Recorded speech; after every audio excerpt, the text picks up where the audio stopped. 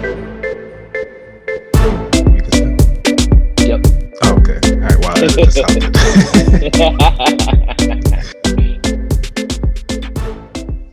helped. Welcome everybody to another exciting show of the About That Wallet.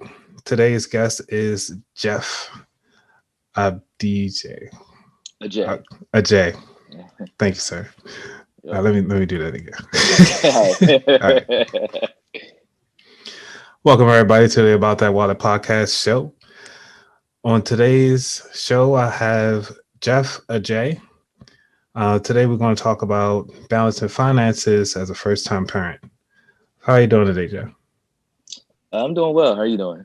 I'm doing pretty good. So I met you, man, felt like what, 2 years ago? 3 years ago? I don't know. It might have been longer than that. Like 3 years ago, maybe? Yeah, it was about 3 years ago. Yeah. Yeah, never since I know you. I think at the time you were engaged and, just living a life, having a good time. Yep. And I was like, man, this guy seems pretty quiet, pretty chill. And then wedding day came. I was like, man, who is this guy?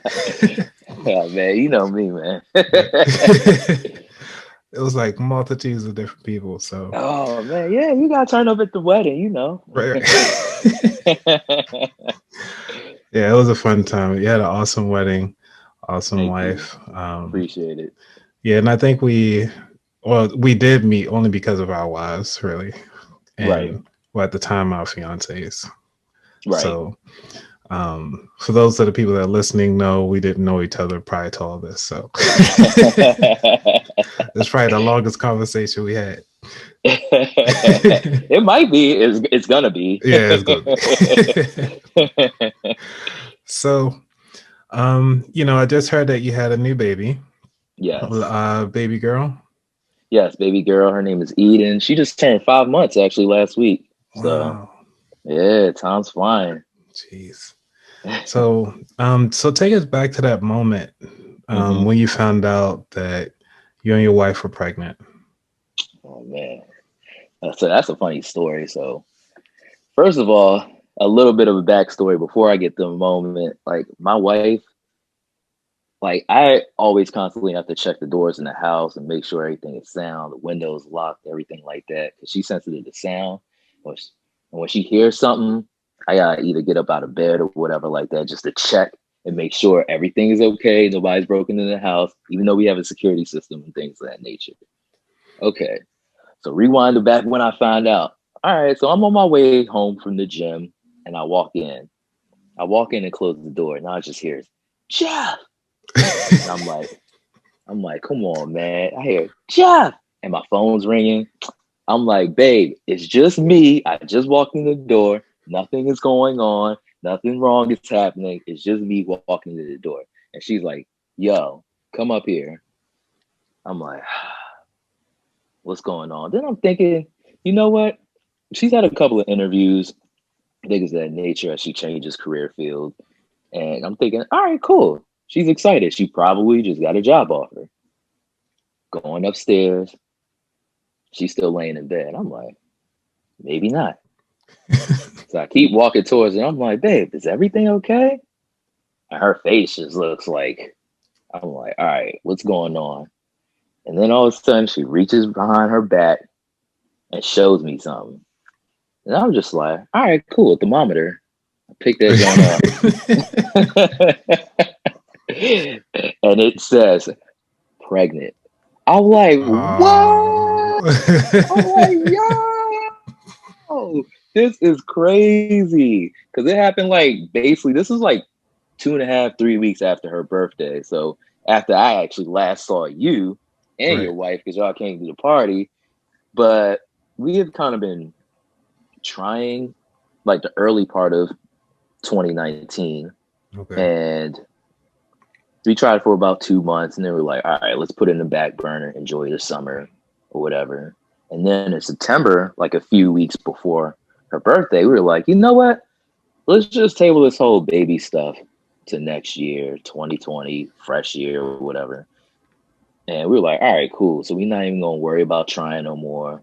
And it's funny because they always say the moment you stop trying is when it happens.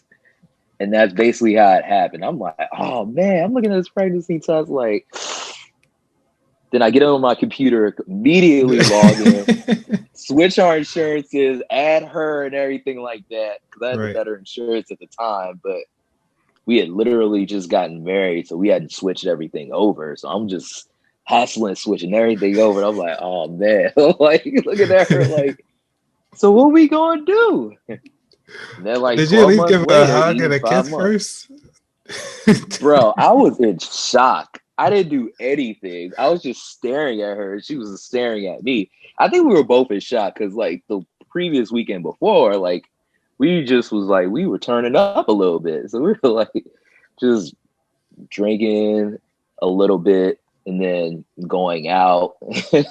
So it's like we never expected or even remotely thought this could be a possibility. Even though we kind of like, it's funny, we went to a baby shower and I'm thinking the whole time, what if my wife was pregnant right now? I was like, Oh. nah. And it's funny, literally 4 days after that baby shower, that's what we found out. Wow. Yeah. Wow. So taking back to that first time when y'all were trying, was it something that you and her really wanted to do at first, or was this something that you wanted or she wanted? It was something we both wanted to do. So when we were trying, we had a kind of like a time frame. We wanted to get pregnant like by the summer of 2019, so that by 2020, early 2020, we could have the baby because she had planned on going back to school to get her PhD. Got So the it. way we had set it up was that we can have the baby and everything like that before fall of 2020, before school started and things like that. But crazy thing is, you know how nature works and how 2020 happened and the whole COVID stuff. Nobody going to school now, anyways. Right. So So everything worked out, you know. yeah, exactly. That's good. How's she doing, by the way? My wife, she's doing great. She's doing great. Like it's just hard transitioning because fortunately for us and for her specifically, we've been able to work from home. I go in part time, but she's been able to fully work from home. So we don't have to, when we get in the finances part, we didn't have to worry so much about childcare, which was a huge expense off our shoulders. So it's for her, she's just more so balancing working full time and having a growing baby at the same time when I'm not home to help Got it. out. Well, I mean, since you mentioned the finances piece, so how was it like? Were you guys saving up? Because by the time you were trying, were you saving up prior to that, or was it like y'all were trying and then saving at the same time? I would say more so trying and saving up at the same time. Like naturally, like before we even started trying, we kind of save a little bit here and there anyways. So it's not like we didn't have anything in the tuck, but once we started talking about trying, then we started really focusing on saving up. But then when we fell back on trying, we were still saving up just at the same growth rate. So Okay. So when you say an amount, did you guys have like a set amount, or was it like maybe 3 months worth of expenses plus childcare, or was it like including childcare, or how was it? so for us, prior to us trying, it was just like a small percentage of our check that was coming out. Like I'd say about 10% of our checks coming out. And then when we were trying, it was more so about 30% of our checks that was coming out. And then once we got pregnant, saving kind of became more aggressive. Like for me, I picked up like all the bills. So since we both got full time, good paying jobs. I mean, everybody with money, you always want Right, right. more. So, Yeah, yeah. but we both got good paying jobs. So for me, I paid all the bills and we literally used her checks, her amount that she was getting and threw it all in the savings. So she was our savings account essentially. Nice. So that's when we started really building and building and building and building. Okay, so with that being said, is in the savings piece, Hmm. was it something that you guys came together prior to marriage or during marriage that you guys wanted to? Well, I'll take it back. How was Hmm. the bank set up? Is it like you both have like a pool account and then two separates, or y'all just kept everything separate the whole time? We kept everything separate the whole time. A lot of people, like when they get married, they kind of join accounts, but we kind of we kind of like we share all our finances anyways. So for us, and we share the same bank. So I mean, I guess technically we could have pulled our accounts together because it wouldn't have made no difference. But we kind of just kept everything flowing the way it was, and I feel like we did that because like prior to us getting married, we have known each other and dated each other for about 10 years. So we kind of knew each other by then. So it wasn't like a rush to try to merge all our accounts. It was just like if something's working, just keep doing it how we're doing it. So Yeah, that's good to hear. Because everybody has a different approach to finances, especially when it comes to marriage, yep. and different views on like, well, if you really trust this person, why not have a joint account? Right. Was that ever in the discussion or? I don't think we've ever like it came up, but not with us. I think like when you have gatherings with couples and things like that, finances sometimes creeps into the conversation. So somebody will bring it up, and kind of like you hinted at, it's kind of taken as a well, we kind of have to have a shared account, a joint account, so that I can feel like I can trust you, or kind of have to follow your money. Like you spent $520 on a PS5 or Right. something like that. And why we got to do this or do that? Like, but for us, it was never. I don't think we ever approached it because we always. I think part of being in a relationship and a marriage is about communication, and I feel like once you have good communication, you don't have to necessarily worry about how we're spending our money. Like I don't have to worry about how she's spending her money, and she don't have to worry about how I'm spending my money, because at the end of the day, we kind of have the same goals in mind, whether it's paying for a wedding, buying a house, buying another house, investing, things of that nature. So I don't think I think when we talked about it one time, we were like, you know what, this is working how it is right now. So let's just keep it like that. Like we trust each other enough that I don't think it's that deep for us, but not to like judge anybody else's situation. But for us, that's just how it worked out. Nice. So did this concept of keeping things separate come or an extension from when your childhood? So how was your childhood coming up with finances to kind of approach it now as marriage, as you bringing in this new life?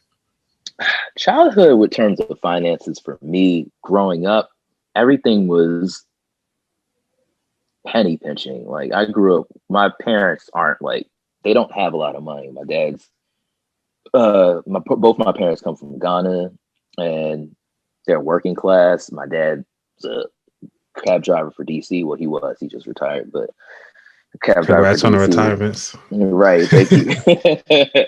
My mom, she is a custodian, so she cleans for a living.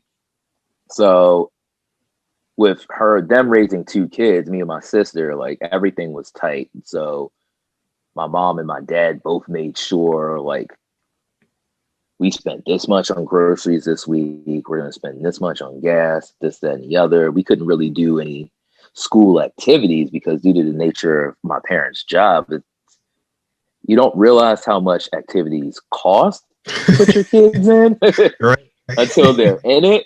So if things weren't like sponsored by the school, I fortunately was able to get a scholarship, academic scholarship to go to Gonzaga, which afforded me the right to play sports and it be paid for by the school. But if it wasn't for that, I wouldn't have been able to do anything because my parents didn't have that much expendable income. So the way I was brought up was if you have any type of money, if it's not something you need to survive, like if you need the bare minimum food, clothing, a roof over your head, other than that, put all your money into savings. Just save this money, save. save. My parents were like totally against me having any credit cards or anything of that nature. It's just about saving. Credit cards are bad. You're gonna go into debt with the credit cards. I mean, to a nature, they weren't wrong, but at the same time, they were so against credit cards when if used responsibly, it's not a bad idea to get into that, but a lot of people aren't as responsible when it comes to things of that nature. So that's kind of how my childhood was. A lot of penny pinching. So for me, when I started growing up, I felt like I wilded out a little bit because I'm like, all right, I'm finally out the house, man. I'm making it rain Right. everywhere, everywhere. Man, because that's really good to think about it now that they walked you through that process and you're able to grow up and see them through that. Mhm. Not so much a struggle, but what they did was best for you and the family. Yeah. So, what if there was something that you could say to your parents right now as they listen to this episode? What would it be?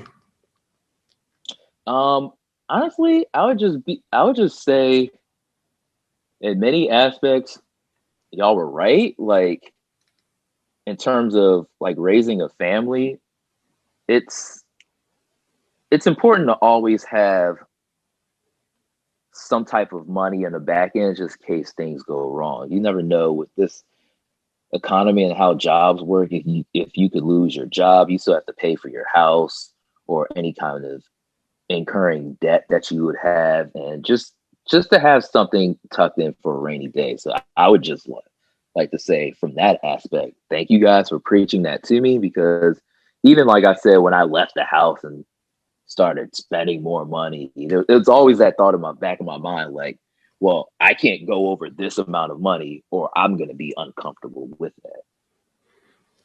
Yeah, that's a good method that they instilled in you, even though you weren't really listening.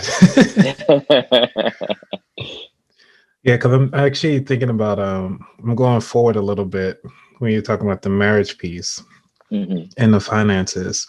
Because there was an episode on Girlfriends I was watching with my wife, going through Yeah, of course. the whole season, right? Oh yeah, of course. And one of the episodes, the girls went to purchase a dress that was like $300, and Mhm. her husband is a mechanic, and so she comes home with the dress and like, look, babe, look what I got. He was Mhm. like, I couldn't get the car fixed because we didn't have the money in the account to get it, so you need to return it so we can put it back. And they got me to think, it's like, why don't you have your own money? Like this problem would never happen if there were clear boundaries and having separate accounts and stuff like that. So Mhm.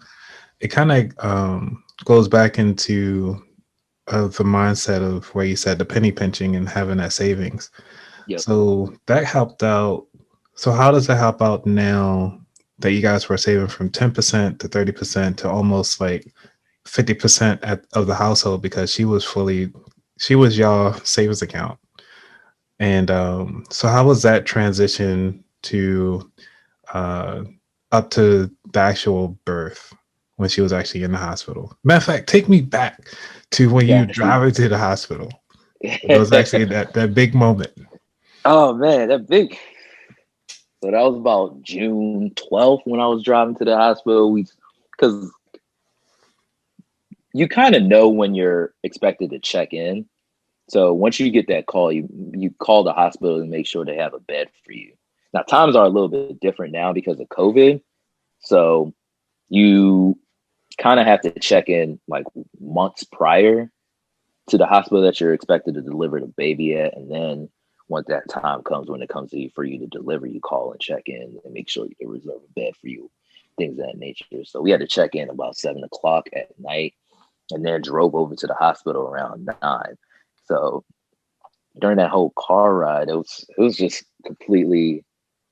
Everybody was nervous. It's like, yo, we're about to do this and bring a new life to the world, and in the back of my mind, I start thinking like, oh man, like I hope I saved enough money. Like, you don't know how expensive a child is. You hear it a lot, but you don't know how expensive things can get until they're there.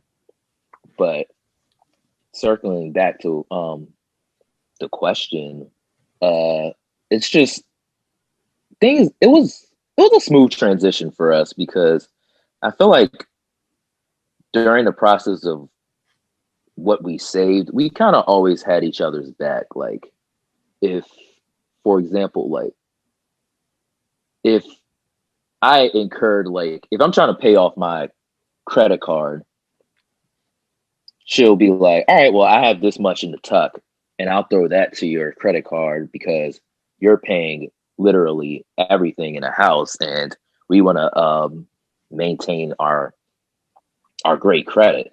So she'll help out on areas that things I would normally be paying for myself.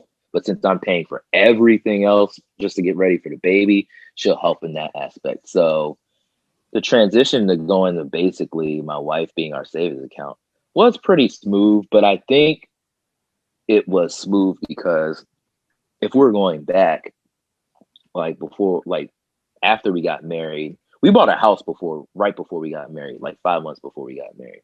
Okay. But during that housing process, we talked about our budget and made sure that when we were buying a house, that that purchase could be made, like the purchase was made on the off chance that one person can take care of everything if need be.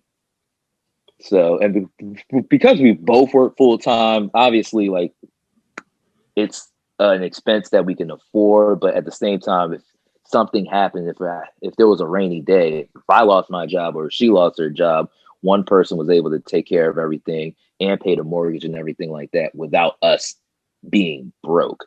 So that's how we approach things anyways. So once I picked up all the bills, it was a smooth transition knowing that, okay, I might not have as much money to contribute to my savings now because I'm paying for everything and taking care of every miscellaneous thing that we have to pick up and preps to getting ready for the baby. But we got this whole person who money isn't being touched besides the government for tax purposes that we're accruing into our savings just in case. So Nice.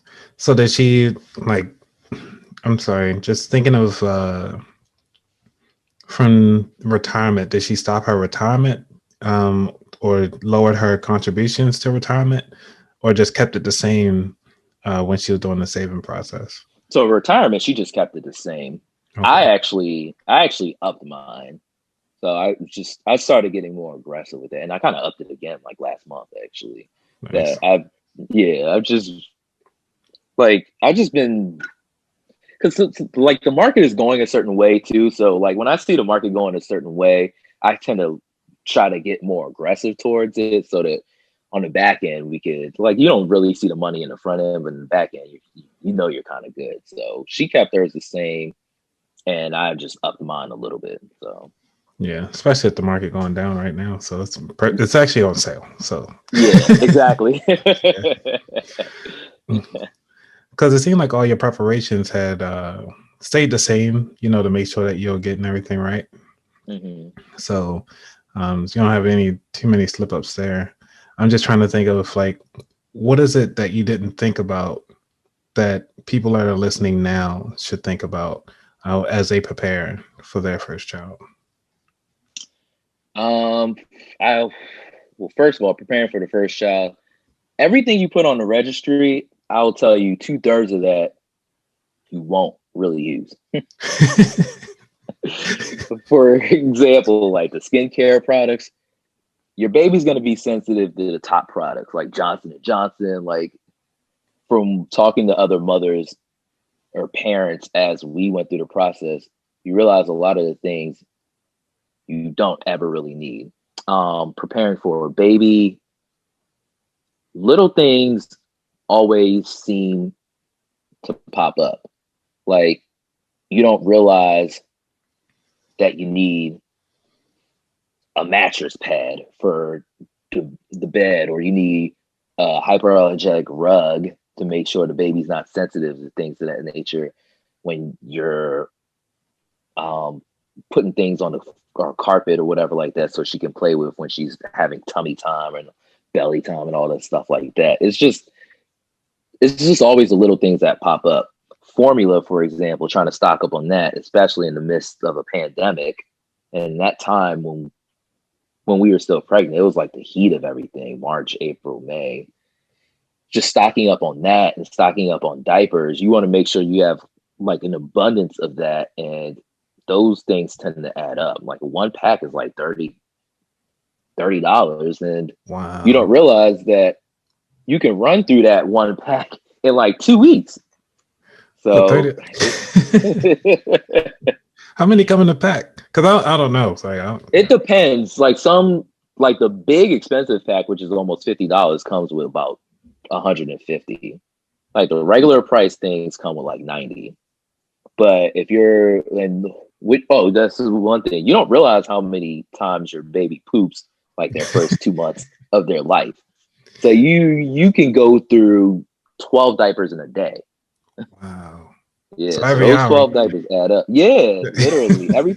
Every time they eat, they're supposed to eat every 2 hours within the first 3 weeks of life. So every time they eat, they're usually using the bathroom after that.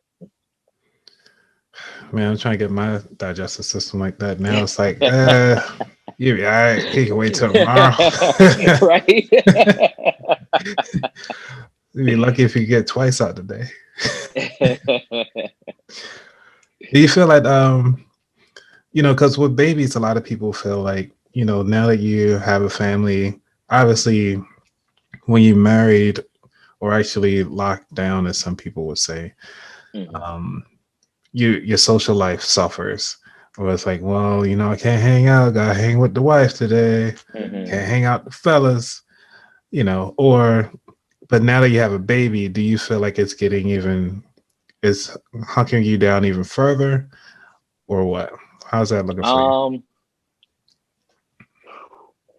I mean, COVID doesn't really help. So yeah, COVID doesn't help. So I think COVID made it easier in terms of the way we had to transition to basically Zoom, FaceTime, things of that nature.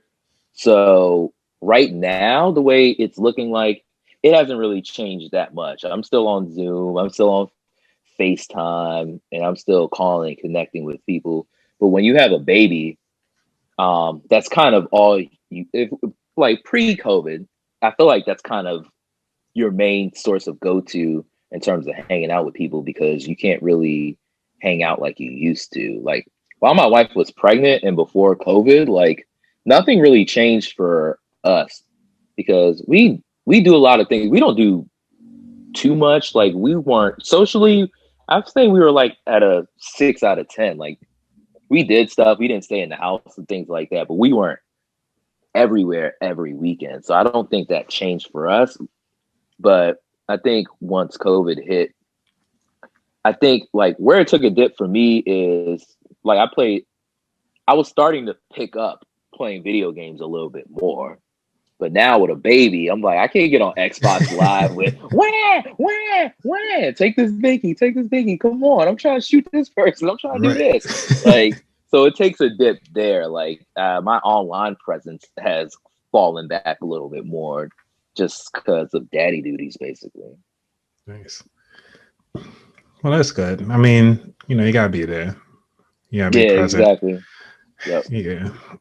I think since being married, my online presence has increased, but my gameplay has decreased. Yeah, that makes sense. I don't even play. I mean, I'd like to, but then it's like, well, you're always looking on the screen. I'm like, you're always on your phone looking at, hairstyles and makeup videos. I know she don't even listen to this episode anymore. Yo, you can't tell them they be on the phone even more than we are. Like you can't tell them that. Is the light bothering you? It's 2:00 in the morning. No, No, not at all. Not at all. No, Not at all. no, no. Just trying to get some sleep. Yeah, yeah. But Right. who cares about that? Well, speaking of sleep, with the baby, Oh man. Whew. how's that coming along? Man, we could do a whole podcast on this one alone. Sleep has been trash. It's gotten better because now, fortunately, from all the horror stories I've heard, like our baby can sleep through the night, thankfully. So she can sleep for at least 5 straight hours through the night. So that's good and it's cool, but at the same time, we still haven't really transitioned to us really getting great sleep like that because the first 2 or 3 months of your child's life, I mean, every parent is different with how every child is different, but with us specifically, like she would wake up every 2 hours. So with every 2 hours, one of us has to get up, feed her, put her back to sleep, and then by the time you try to get some sleep again, you got to do that process all over again. They say this lasts for about 6 to 7 months. Fortunately, it only took us 3.5 before she started falling asleep through the night. So now she gets anywhere from 5 to 8 hours of sleep a night, but between waking up in the middle of the night, you don't necessarily fully get sleep. And our baby is she likes the attention, and not like in a bad way, but like she likes to be engaged with you. So if you're not engaged with her, like if you're watching TV or you're on your phone, she's she's gonna be like, "Wow, look at me!" And then when you look at her, then she'll smile and laugh at you. So you Oh, constantly have to keep, yeah. So you have to constantly keep that engagement until she goes to sleep. So when you go to sleep, when she goes to sleep, then me and my wife have our quality time. But that's not till like that's not like till 10:30, 11 o'clock when that happens.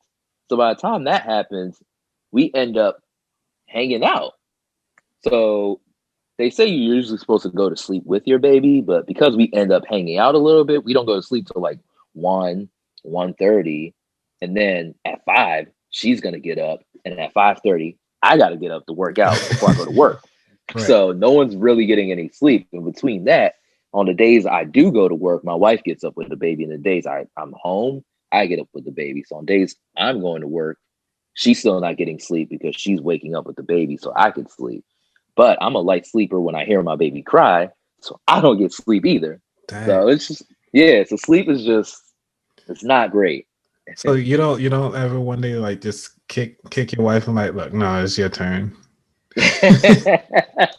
I think I've done that once. Like when on days where it's designated that it's her turn, she'll do it. On days that it's designated as my turn, I'll do it. But some days I'm like, bruh, I got up with this baby 12 times. I would just fake like I don't hear her crying, and then I'll hit her in the elbow, like, oh, nudge her while I'm asleep, act Right, like I'm snoring, and then she wakes up and checks up with the baby. And I'm like, whew, all right, cool. right. So after that one time, like, did she notice and then like just kind of like hit you a couple of times and that was it, and that's the reason why you stopped? No, I don't stop. I stopped because I feel a little guilty because I know I can't. I can only imagine us having an engaging baby where you have to constantly keep your eyes on her and smile at her. And if you look like you're busy, she's gonna want that attention. I it's hard for my wife to work and handle the baby at the same time because she has one of those jobs where she's constantly talking to her staff. She supervises, I think, about 14 people. So Mhm. she's constantly has to Skype or Zoom her staff. And it's kind of hard to do that with a baby. Like, yo, look at me, blah, blah, blah. So I try as much as I can, especially at night, to try to ease any or alleviate anything that she needs to do in terms of the baby. So I get more hands on if I come home from work or at night, so she can kind of get that break, because I know things are super hard when you have an engaging baby and you also have an engaging job. Because my job is, I just sit in front of a computer all day, so it's Right. nothing, even if I'm working from home. So Yeah. That's pretty cool that y'all guys are at least finding that balance. And as she gets yeah, older, but as she gets older, I'm actually curious on how keeping nice things around. So are y'all like looking at us like, man, we gotta get rid of this? What next? As she gets up to like maybe 3, 4, yeah. something like that. So how's that going? It's going well. Like for us, like purging is easy for us because I think we're in a transition where we're looking to move into a bigger home eventually. So purging some of the stuff that are nice and things of that nature, that's easy for us because we're like, all right, we're gonna have to get rid of half this stuff anyways because we don't want to bring all this stuff to the new house. So that's gonna be an easy transition for us. Now, when she starts to get high maintenance with some of the stuff that she wants, then it's gonna be that's another topic right there. Okay. I will we'll might have to see if she's ever willing to be on the show to see from there. Right. Like talk about these nice things that you All right, so we talked about a little bit of your history, some strategies that's going on. I want to dive into the futures just a little bit. So, what what things do you guys see at least coming up within, especially with Christmas right around the corner, Mhm. um, and also the subsequent years and first years and stuff like that? Do you guys plan on doing those as big celebrations or just kind of keep it small, low key, so you don't have a lot of stuff to kind of purge when you're ready for the new house? Or how's that going to look? I think we're just gonna keep it a little low key. Like we're just gonna give little gifts here and there, but not trying to do the most. And in terms of keeping things low key, like friends and family, like I'm sure a lot of people are gonna want to try to send gifts to E and things of that nature. But first of all, I'm like, where are we gonna put that stuff? Second of all, I'm like, if you really want to give a gift to my child, here, like, here's the code to the savings account so you can put some money in that junk. Nice, So that's nice. kind of how we're approaching things. So they're doing like a cash app for a birthday. Yeah, kind of, sort of, yeah. Like Right. contribute or 529, something. There you go. And it's good that y'all thinking ahead for the college piece of it. So speaking about the 529, which state did you put it in? We haven't yet, but we're gonna put it in Maryland. Okay. Yeah. Because you hear about the different rates from other states, and some Yep. people say, well, let's go to Utah, go to um was it Colorado? They usually Yep. have like a lowest one, but I Hmm. believe that the state of Maryland or wherever you live at, they give you an additional incentive for your taxes. So that's Yeah, they pretty do. cool. Yeah. So for the birthdays, we got that out the way. We got some what else to talk about? Christmas. Yeah, Christmas. So how's that gonna look? Because it don't even feel like, Thanksgiving's around the Yeah. corner. Yeah. Like Thanksgiving is literally next week, and then Christmas is like a month after that. Christmas is gonna look. I don't know.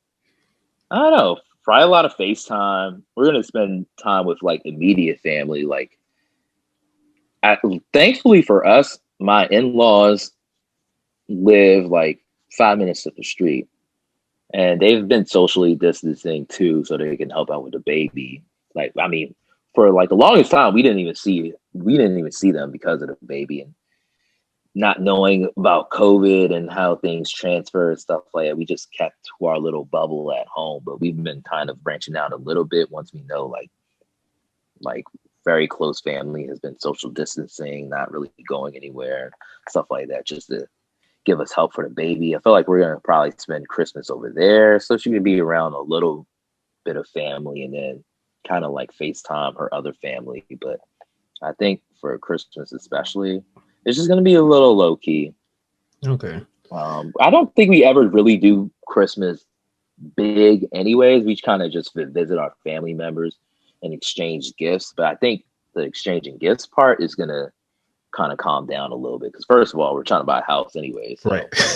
that's going to be our gift to each other. So Right. Like, maybe here's this card. It's a picture of the house that we want. Right. Yo, that's a good one. Right. From Jeff to you. There you go. Right. Nice. And you gotta do like little stick figures too with it. Oh, yeah. Classic. So do you feel like your life is becoming more meaningful now that you have brought in this new life? Yes, actually. That's a great question. It has. It just feels like there's more of a purpose to life. And each and every day, I feel like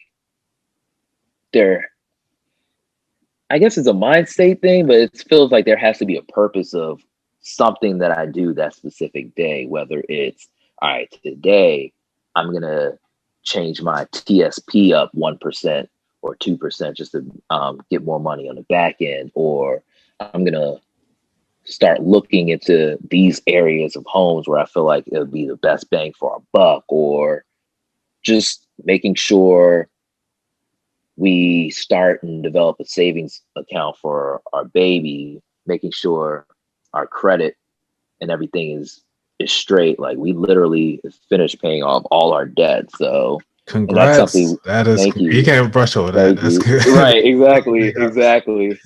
Exactly. Now, if we can get some money to pay off this house completely, but that's like the only thing we have left. But that was like our goal of ours, especially since we knew we were having a baby, was like, no, and just getting rid of any outstanding debt. And this was before we even planned on getting a new house. So now that the mortgage rates are super low and our credit is super high, we can take advantage of that as well. So just in the future, we just start thinking about more things like investing, whether it's a startup company or startup stock or startup business, or contributing more to our 401ks, things of that nature. It's just everything has a purpose. Everything, like, you start thinking about the schools you want your kids to go to. You start having that debate whether it's private school, public school, whether it's this area, Have you all decided yet? I think we're gonna go hit the public school route. I think with both of us having secondary educational degrees with our masters, her mom being involved in childhood education, and just, I feel like I went to a private school. She went to a public school all her life. So we kind of have, so when we talked about the differences and things of that nature, it wasn't that drastic enough of a shift from her public school education and my private school education, which hers was free. And if I didn't have an academic scholarship, my parents would have been paying $22,000 a year. I'm like, from everything that I learned through my high school, was it really worth 22 grand a year? So it's one of those things where I think the goal for us is kind of trying to move to a area where the schools are already good, and then we don't have to worry about trying to send the kids to a private school. So got it. So that's almost like you. I mean, that's a good way to think about it. I don't think some parents obviously want the best education for their kids and right. the best motive. And if you have, since you guys saving up and stuff like that, I wanted to go backtrack for those of the people that are listening that don't know what a TSP is. It's a thrift savings plan. That's pretty much a 401k for the government, for a government employee or state employee. They also have those options as well. But as far as your connections, I want to think about that. Did it change the way how you connect with people now, or choose the people that you continue to hang around with since you bringing in this new child? That's a great question. It does, actually. And I feel like every parent or even child, I know, like, this is specific to like us because we're a first time parent, but even like as you might recall, like getting married and things of that nature, you kind of start to see your circle and start to view things like, I mean, do I really need, like, you start looking at people that what value they bring to the table. You know what I That's mean? true. Like, Yeah, yeah. it's like, all right, if your only value is this, then maybe I should fall back on you, or I see the potential in this other person, or I mean, I never really had a conversation with this person before, and he's really into the tech or financing, or he knows a financial advisor who could tell me something I didn't know before. You start bringing, you start weeding away some people in your circle, and you start bringing in new people into your circle, and start looking at things differently from an aspect of where things, like, I feel like I look at things where things have to benefit me, and the people around my life and the people I talk to kind of have to benefit me. Because, like, as we're getting older and you start thinking about things that are surrounding yourself and your child and your marriage, you just start to calculate more who's in your circle and what things you want around you and what information you want to gain from certain amount of people. Yeah, that information it's key. Yes, And yeah. it's good that you're selfish with it too. You gotta be. I feel like you just gotta be. Like, you can't, like, I'm sorry, like, it's not like You're a not sorry. cutthroat You're thing. not sorry. I'm not. Yeah, you're right. I'm not. I'm not. At the end of the day, like, yo, it is what it is. And if you don't offer any value, like, I guess I'll see you on a video game if I'm on it every once in a while, but that's about it. Right. Yeah, I'm totally with you on that one. But luckily, it's um, I've just been trying to surround myself in the media, not so much the media, but like other venues of getting information from like Right. podcasts and other YouTube videos and following them that way. Yeah. So before we get into the final four questions, I noticed that we didn't even talk about your business. Yes. Yes. So Yeah. take us a little bit, just kind of give us a quick run through of your business, how you got started, what is its whole purpose and mission for the people. Gotcha.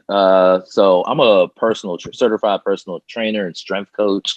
I got into the business because I loved working out, and in my 20s, I was always going to the gym, and I would offer solicited and unsolicited advice if somebody's like doing the wrong form, things of that nature. So one of my boys and my girlfriend at the time, who's now my wife, was like, you know what? They do make money off this, and it's called a personal trainer. You should probably look into it because you seem totally dialed in on this avenue. And I'm like, you know what? That's not a bad idea. So I went in, studied, got my certification, and just started training people. I started at this small local gym close to where I live, and I started training boot camps and things of that nature. And then I was transitioned to becoming a strength coach, and that led into me starting my own business. Between the clients and the other people I was training, I started gaining a certain amount of following, which garnered me to be like, instead of making money for somebody else, I could just make money for myself. And with that aspect, I created my own business. I'm looking to expand my business because right now I have a hotspot gym where I work out clients, and then I'll go to other people's homes and kind of do, and this was before COVID, kind of do in-home personal training as well. But now I'm transitioning to the buying my own space, which is a bigger house where I can transform the basement part of my house into my own gym and have a home business that way. So what's the name of your business? Yes, my name, kwamejfitness, and you can find me on my actual Instagram page, which is Primetime Kwame, and you can find out anything in regards to dieting, nutrition, fitness, and just videos of proper technique and form that you want to look at. But yes, my business is called Primetime. My handle for Instagram is Primetime Kwame, but my business is Kwame J Fitness. All right, thank you, sir. And for those who are listening, all the information will be in the show notes. So I'll actually make sure you have all those connections. So make sure you're living right, exercising in the right form, and eating the proper nutrition to get the Yes, body that you sir. Yeah. want. Yes, sir. Don't wait till 2021, y'all. We said that last year in 2019. You never know what the year is looking like. You gotta start now. So if any inquiries or anything like that, just hit me up. Right. There you go, folks. Now, is your baby going to be doing some workout stuff like that? You already got a routine ready? Oh yeah, you already know, man. Like soon as I start my YouTube page, I don't know what that's called yet, but it'll be on my Instagram. As soon as I start my YouTube page, I'm gonna incorporate my little baby girl. Hell, we might even have little toddler workouts or something like There you go. His and her with the toddler and everybody in there. exactly, Family workout. exactly. That is awesome, dude. So, before we get into the final four questions, any last Mhm. things or parting thoughts? Matter of fact, before we get to those final four, you got to give homage to your wife. What do you want to say to your wife right now when she listens to this episode? She listens to this. I just want to say I appreciate you, baby. Like you mean everything to me. Like watching you as a mother has really inspired me to do better and make sure I'm at the best of my capabilities to support you and our daughter. But it's been a really tough 2020 considering everything that we had to change and things that we had to cancel in regards to the baby shower and everything like that. And you've handled everything resiliently. So I really appreciate you, and shout out to my baby Lolita. Oh, and for your daughter, when she's old enough to listen to it, what do you want to tell her? Eden, man, we gonna get this money. Sorry, that's all I gotta say. We about to get this paper, E. Oh man, that's awesome. All right, so final four questions. Yes, sir. What does wealth mean to you? All right. I think wealth means just having an abundance of assets that can be passed down from generation on. Like being a first time parent, I think about building certain assets that are sustainable, that doesn't really depreciate, that I could pass down to her so she could start building her own network and her own state of being where I can pass down to her and she can pass down to her children if she has any, or just keep it for herself as well. For me, wealth isn't just like a financial being, but I think it's also a mental being and a mental stability where you just want to be able to identify what you do best and just going for it. And I just want to be able to show my child, and if I have any future children, this is what I stand for, and I pass that down on to them too. Nice. That's a really good one. And I'm noticing that is becoming a theme of having that education piece in the wealth, which is really good. Yes. It's almost like 100% right now from everybody that I've asked that question to. Yeah, for sure. All right, number two. What is your favorite financial book or non-financial book? um, I don't necessarily have a favorite financial book per se. I feel like once I start reading them, I get the same general point from them. But I did finish uh that Robert Kiyosaki book. I think it's called Rich Dad Poor Dad. Very famous one. Yep. Yeah, yeah. I read that a minute ago, but I think that was a good book. I think I was already at that mindset state where he talks about the cash flow quadrants and all that nature. But I feel like for somebody who doesn't really understand how to how to better monetize yourself, like just how to make money and sustained money and have a mental focus of being able to, especially if you're like kind of like me, a small business owner. I feel like that's a very good book to try to shift your way of thinking for not just working for somebody, but working for yourself, and the mentality that you have to have in order to maintain that business. I feel like any small business owner should probably read that book. And my favorite nonfiction or non-financial book is Time to Kill by John Grisham.